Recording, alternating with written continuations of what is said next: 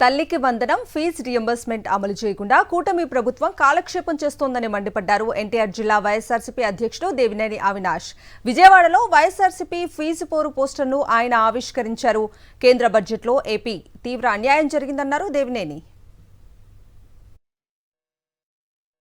ఈరోజు కూటమి ప్రభుత్వం అధికారంలోకి వచ్చిన 7 నెలల కాలంలో ముఖ్యంగా పేద విద్యార్థులకి చదువును దూరం చేసే విధంగా, ఎందుకంటే 5 సంవత్సరాలు విద్యార్థులు చాలా గొప్పగా చెప్పుకున్నారు, మేము ఇంగ్లీష్ మీడియంలో చదువుకున్నామని, మాకు ట్యాబులు వస్తాయని, మాకు అమ్మకు ఒడి వస్తుందని, మాకు స్కూల్ బట్టలు ఇస్తారని, మాకు స్కూల్ బ్యాగ్స్ ఇస్తారని, లేకపోతే ఫీజు రియంబర్స్మెంట్ కాలేజీకి నేరుగా డబ్బులు అందుతాయని చెప్పని ఎంతో గొప్పగా విద్యార్థులు ప్రశాంతంగా చదువుకుంటే, ఈరోజు ప్రతి కాలేజీలో కానివ్వండి, ప్రతి స్కూల్స్లో కానివ్వండి ఫీజు కట్టలేదని చెప్పని పిల్లల్ని బయటికి పంపే పరిస్థితి ఈరోజు కూటమి ప్రభుత్వం ఆధ్వర్యంలో జరుగుతుంది.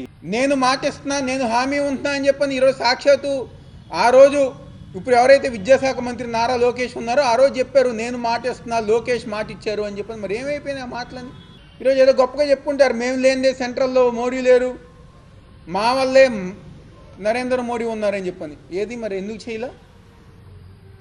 ఒక పక్క బీహార్కి చేశారు, మరి ఆంధ్రప్రదేశ్ ఏ అన్యాయం చేసిందని చెప్పని ఈరోజు ఎవరైతే అక్కడ ఎంపీలు ఉన్నారో 21 మంది ఎంపీలు ఉన్నారు, పార్లమెంట్ సమావేశాల్లో వాళ్ళు నిలదీయాలని చెప్పని ఈరోజు మేమందరం గారు డిమాండ్ చేస్తాం.